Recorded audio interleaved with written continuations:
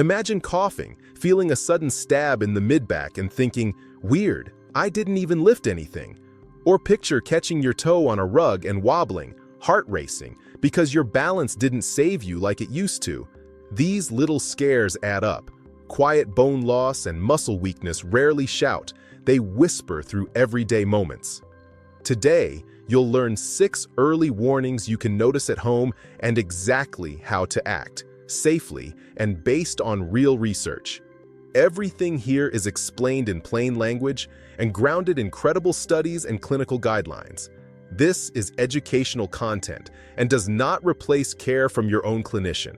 Starting with what you can see in the mirror, height loss or a new stoop.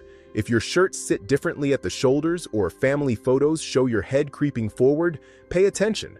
Loss of height and a rounded upper back can happen when tiny vertebral bones compress. According to the Mayo Clinic, these vertebral compression fractures are often tied to osteoporosis and may start quietly, showing up as a subtle stoop or a few centimeters lost over time. Why it matters: each collapsed vertebra shifts your center of gravity, strains supporting muscles, and raises your future fracture risk. What to watch? Compare your current height to a documented height from your 20s or 30s. Note if jackets ride up at the back, or if your reflection reveals a new head-forward posture. A simple check. Stand with heels, hips, and the back of your head against a wall. If the back of your head can't touch the wall without forcing your chin up, note it. What to do now? Begin a posture routine, gentle thoracic extensions over a rolled towel, wall slides, and daily chin tucks, paired with short walks. Keep a 7-day log of the exercises and how your upper back feels. Common mistake: blaming everything on bad posture. Posture cues help, but if bones are thinning, you still need evaluation. Bridge. Speaking of tiny stresses that add up, back pain after a minor strain, like a cough, a forward bend, or lifting a light bag, deserves respect. Clinicians at the Bone Health and Osteoporosis Foundation note that vertebral fractures can occur with very low force, sometimes during routine movements. If a band-like ache appears abruptly, especially if it worsens when standing and eases when lying down, it's not just getting older.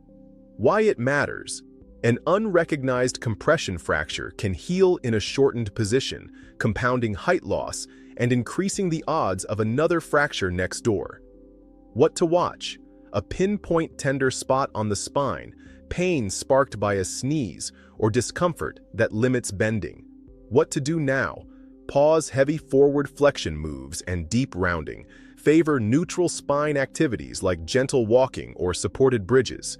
Use an ice-thin heat routine if appropriate for you. Book a clinical visit for assessment and ask directly whether imaging is warranted. Common mistake: taking a week of rest and hoping it passes, only to return to the same movements that triggered it. Bridge. And when nothing happened, yet a bone still breaks. Fragility fractures from minor impacts, like a wrist fracture after a fall from standing height, are a red flag. Organizations focused on bone health describe these as fractures that occur under stress healthy bone would usually tolerate.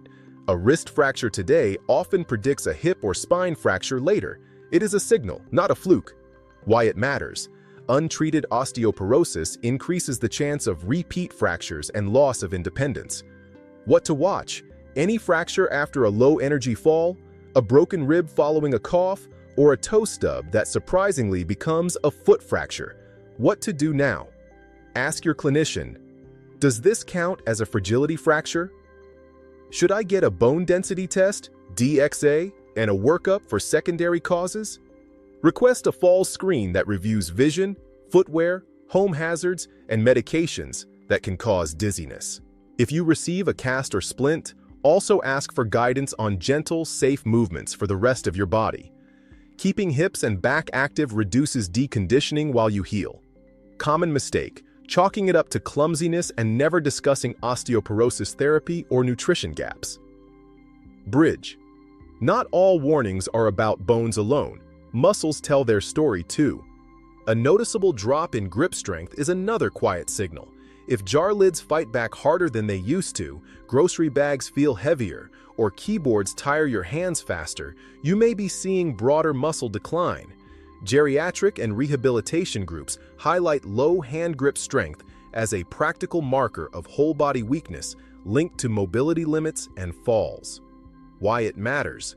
Weaker muscles mean slower protective reflexes when you stumble and less healthy stress on bones to keep them strong.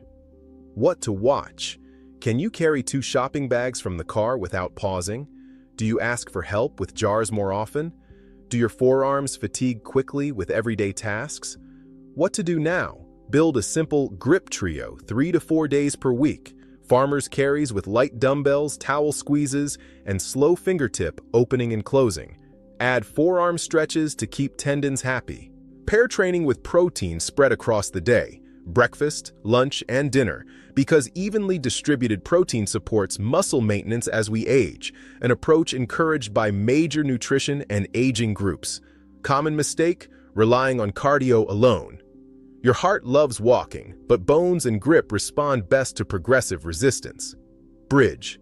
When the thighs complain and the stairs feel taller, trouble rising from a chair or climbing stairs points to proximal muscle weakness, especially in the hips and thighs.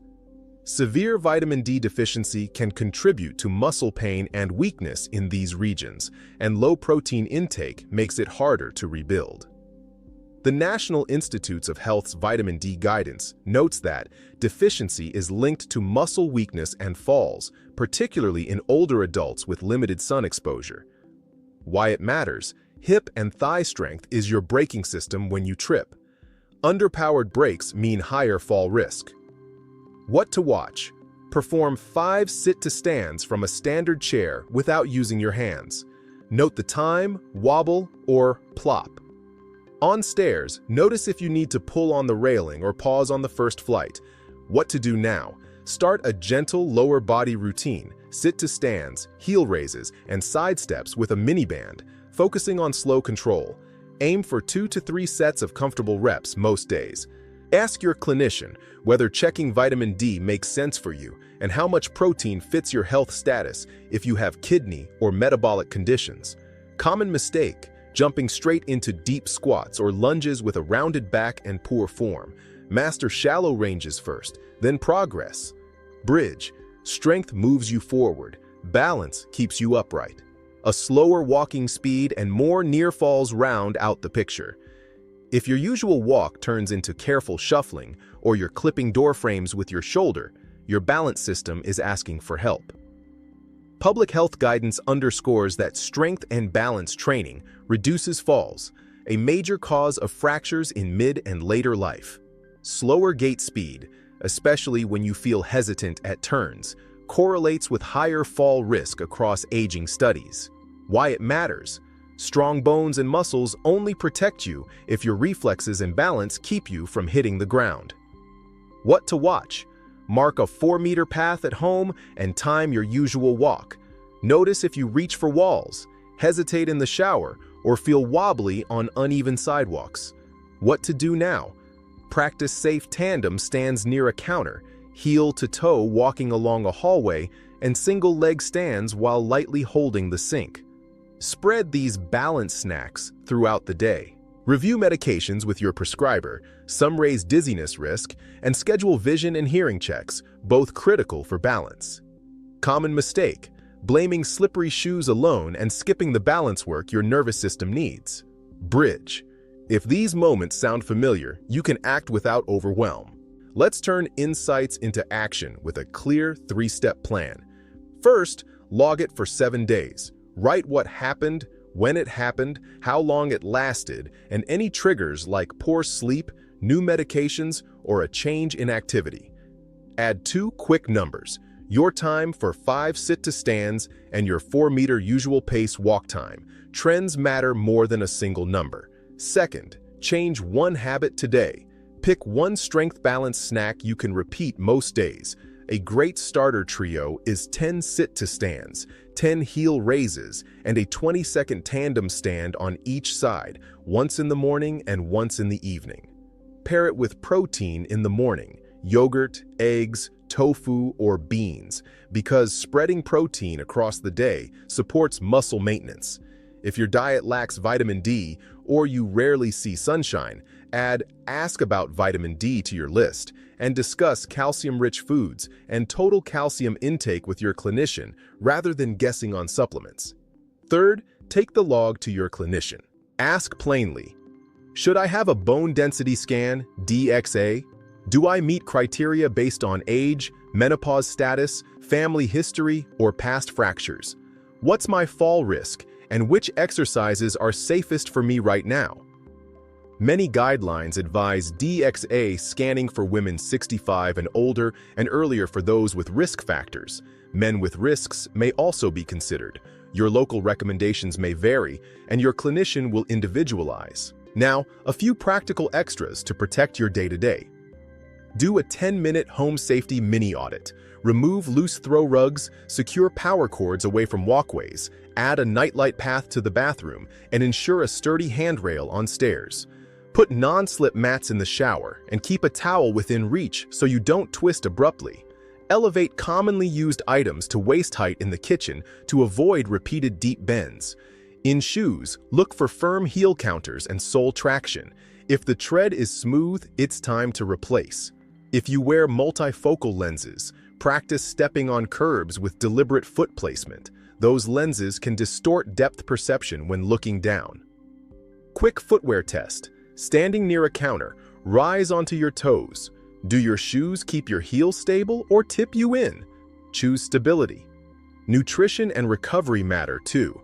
Think in pairs. Protein plus produce at each meal. Build bone-friendly plates with calcium-rich foods like dairy or fortified alternatives, leafy greens, and small fish with bones if you enjoy them. Discuss whether you need calcium or vitamin D supplements, rather than starting on your own. Too much can cause problems. Hydration supports muscle performance. Aim to drink regularly through the day, more if you've been in hot weather, unless a clinician advises fluid limits. Sleep repairs tissue. A consistent bedtime helps muscles adapt to training. If cramps or restless legs interrupt sleep, mention it. Sometimes mineral imbalances or medication side effects can be addressed. Here's when to seek urgent care. If back pain comes with fever, unexplained weight loss, severe night pain that doesn't change with position, new leg weakness, numbness in the saddle area, or loss of bladder or bowel control, don't wait. Those are red flag symptoms that need immediate evaluation. If you fall and hit your head or can't bear weight, get checked the same day. Let's recap in one breath and tie it to what matters most. Watch for a shrinking silhouette or a new stoop, a sharp back pain after a small strain, any fracture from a minor fall, a noticeable drop in grip strength, needing hands to rise or tiring quickly on stairs, and slower walking with more near falls. Catching these early and acting with simple, safe steps may keep you steadier, stronger, and more independent for the years you want with the people you love. If this helped, tell me which sign you'll track first. Share this with someone 40 plus who keeps saying, "It's just age," and subscribe. Next up is a mini routine you can do in under 6 minutes to build safer legs and hips. At the end of this video, check the on-screen links for a gentle strength and balance practice you can follow tomorrow morning and a short guide on reading your DXA results with your clinician.